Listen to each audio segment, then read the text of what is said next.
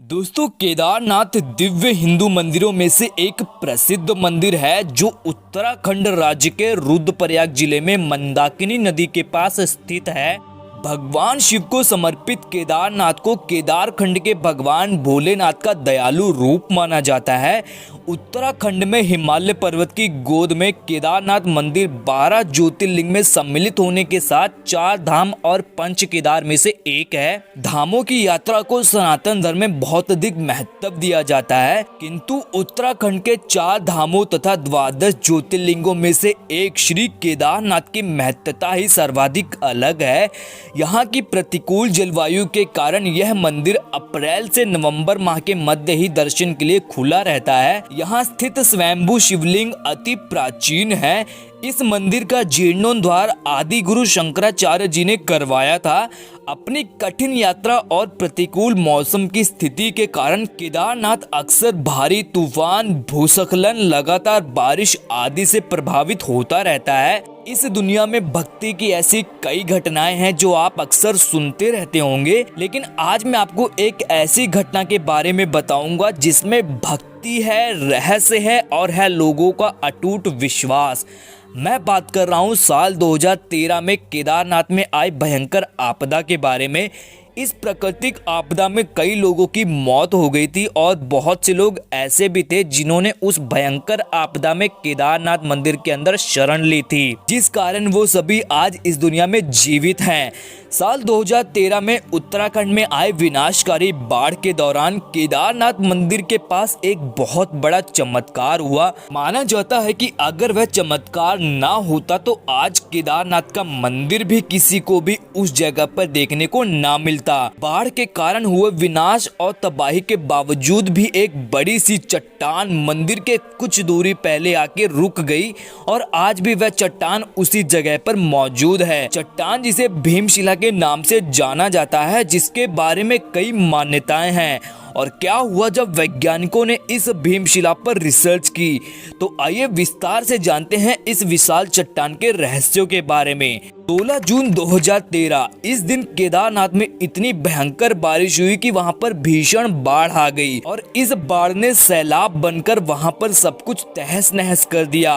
पेड़ पौधे, घर पत्थर सब कुछ डूब गए। इस सैलाब में हजारों लोगों की मृत्यु हो गई। कहते हैं कि केदारनाथ मंदिर से 5 किलोमीटर ऊपर चौराबाड़ी ग्लेशियर के पास एक झील बन गई, जिसके टूटने से उसका सारा पानी तेजी से ऊपर से नीचे की ओर आ रहा था। यह बिल्कुल जल प्रलय जैसा ही दृश्य था। केदारनाथ मंदिर के मुख्य तीर्थ पुरोहित ने उस वक्त कहा था कि 16 जून को शाम करीब 8 बजे के बाद अचानक मंदिर के पीछे ऊपर वाले पहाड़ी भाग से पानी का तेज बहाव आता दिखा, जिससे वहां पहुंचे तीर्थयात्रियों ने मंदिर में ही शरण ले ली। उस समय लगभग 300 से 500 लोगों ने मंदिर के अंदर आश्रय लेकर अपनी अपनी जान बचाई। बाहर मंदिर के चारों ओर जल प्रलय छाया हुआ था। पानी, रेत, चट्टान, पत्थर और मिट्टी के सैलाब ने पूरी केदार घाटी के पत्ते पत्ते को उजाड़ दिया। पहाड़ों में धसी बड़ी बड़ी मजबूत चट्टानें भी टूटकर पत्थर बन गई थी। सैलाब के सामने कोई टिक नहीं पा रहा था, इसलिए मंदिर पर भी खतरा मंडरा रहा था। सब बर्बाद हो गया था वहाँ पर, सिवाय एक चीज की, और वो था केदारनाथ का भव्य मंदिर। तो आखिर कैसे बचा केदारनाथ का मंदिर? क्या शिव जी ने कोई चमत्कार किया? वहां मौजूद 2 साधुओं की माने तो एक चमत्कार ने मंदिर और शिवलिंग को बचाया। 16 जून को जब सैलाब आया तो दोनों साधुओं ने मंदिर के पास एक खंबे पर चढ़कर रात जागकर अपनी जान बचाई थी। खंबे पर चढ़े साधुओं ने देखा कि मंदिर के पीछे जंगल के रास्ते उस खौफनाक सैलाब के साथ एक बहुत बड़ा चट्टान, एक विशाल पत्थर बड़ी तेज रफ्तार से सीधा मंदिर की ओर चला आ रहा था। और अगर ये चट्टान मंदिर से टकराता तो शायद आज केदारनाथ का मंदिर भी ना होता। साधुओं की माने तो चट्टान को मंदिर की ओर आता देख उनकी रूह कांप गई थी। उन्होंने केदार बाबा का नाम जपना शुरू कर दिया और अपनी मौत का इंतजार करने लगे। लेकिन तभी अचानक से बाबा का चमत्कार हुआ। वो विशाल पत्थर मंदिर से तकरीबन 50 फीट की दूरी पर आकर अचानक से रुक गया, मानो जैसे किसी ने एकदम से उस पत्थर को रोक दिया हो।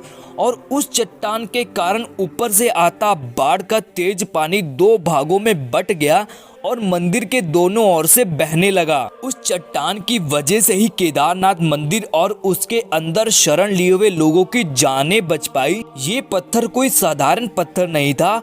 इस पत्थर के बारे में कहा जाता है कि केदारनाथ का मंदिर पांडवों ने बनवाया था और भीम, जो कि पांडवों में दूसरे सबसे बड़े भाई थे, उन्होंने उस समय केदारनाथ मंदिर की रक्षा करने का वचन दिया था। इसलिए कहा जाता है कि भीम ने ही केदारनाथ मंदिर की रक्षा करने के लिए ये विशाल पत्थर भेजा था। भीम से इस संबंध के कारण ही इसे भीमशिला कहा जाता है। कहते हैं कि उस प्रलयंकारी बाढ़ में लगभग 10,000 लोग मारे गए थे। आज उस घटना को बीते हुए 10 साल हो चुके हैं और वह शिला आज भी केदारनाथ के पीछे आदि गुरु शंकराचार्य की समाधि के पास स्थित है। आज इस शिला को भीमशिला कहते हैं और लोग इस शिला की पूजा भी करते हैं। इस शिला के चमत्कार को सभी लोग नमस्कार कर रहे हैं, क्योंकि इस शिला ने ही सही समय पर और सही जगह रुककर मंदिर को सुरक्षित किया था।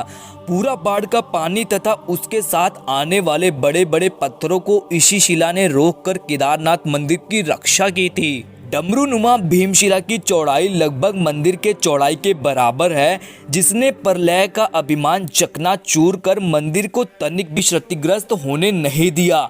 तारणहार इस शिला ने बाढ़ त्रासदी में बाबा केदारनाथ धाम ज्योतिर्लिंग मंदिर की रक्षा की थी। आज भी इस शिला का रहस्य बरकरार है कि मंदिर की चौड़ाई के बराबर यह शिला कैसे अचानक मंदिर से कुछ दूरी पर आकर रुक गई। यह एक चमत्कार ही तो था जो स्वयं केदारनाथ बाबा ने किया। अब जानेंगे कि क्या हुआ जब वैज्ञानिकों ने इस भीमशिला पर रिसर्च की। केदारनाथ मंदिर के ठीक पीछे दीवार की तरह खड़े इस शिला का वजन कई टन होने का अनुमान लगाया गया है। इस पत्थर की लंबाई और चौड़ाई 8x4 है। यह केदारनाथ मंदिर की पश्चिम दिशा के ठीक 10 मीटर पीछे आकर ठहर जाता है। इस भारी चट्टान के टकराने के बाद ही मंदाकिनी व सरस्वती नदी के रौद्र पर काफी हद तक ब्रेक लग सका। तीनों नदियां अपना रास्ता बदलने को मजबूर हो गई तो कई बड़े पत्थर इस शिला से टकराकर चूर चूर हो गए थे। केदारनाथ त्रासदी के 1 साल बाद भी भले ही तमाम वैज्ञानिक और रिसर्चर इस शिला के रहस्य को नहीं सुलझा सके हों, पर धार्मिक दृष्टि से इस शिला की कहानी खोज ली गई है। तभी तो यह शिला अब दिव्य शिला बन चुकी है। इसका नाम दिव्य भीमशिला रखा गया है। बाबा केदार के दर्शनों के बाद इसी दिव्य शिला के आगे बाबा के भक्त नतमस्तक हो जाते हैं। दिव्य शिला के आगे दान पात्र भी लग चुका है। कोई आश्चर्य नहीं है कि आने वाले वर्षों में हमें यहाँ एक और मंदिर देखने को मिल जाए।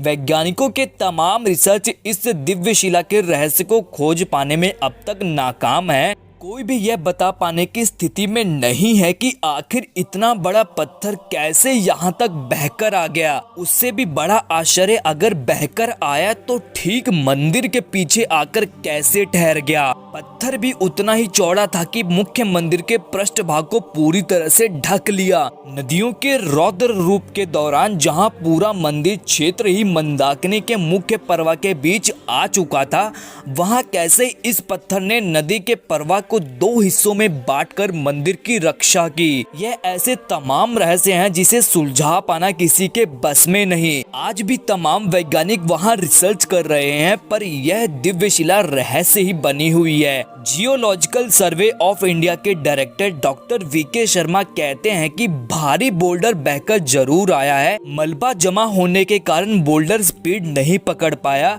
हालांकि यह भी सच है कि यह भारी बोल्डर मंदिर के लिए प्रोटेक्शन वॉल साबित हुआ। एक तरफ जहां 21वीं सदी के वैज्ञानिक दिव्य शिला के रहस्य पर रिसर्च कर रहे हैं, वहीं धार्मिक दृष्टि से इस रहस्य से पर्दा उठा देने का दावा किया जा रहा है। स्थानीय पुजारियों की माने तो बाबा के मंदिर की रक्षा के लिए महाबली पांडु पुत्र भीम ने ही इस चट्टान को भेजा था।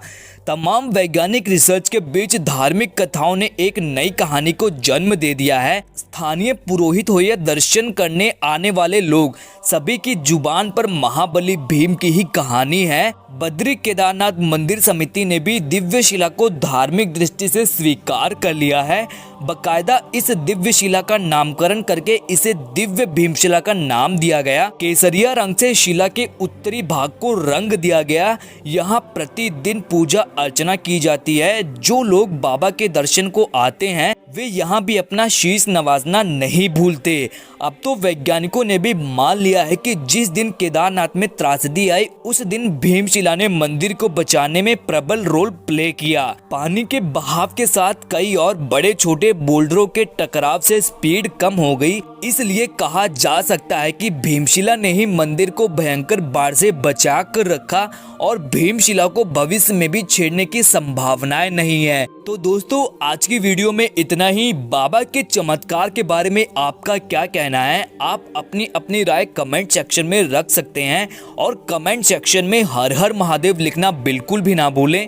मिलेंगे नए वीडियो में किसी इंटरेस्टिंग टॉपिक के साथ। तब तक के लिए जय श्री राम।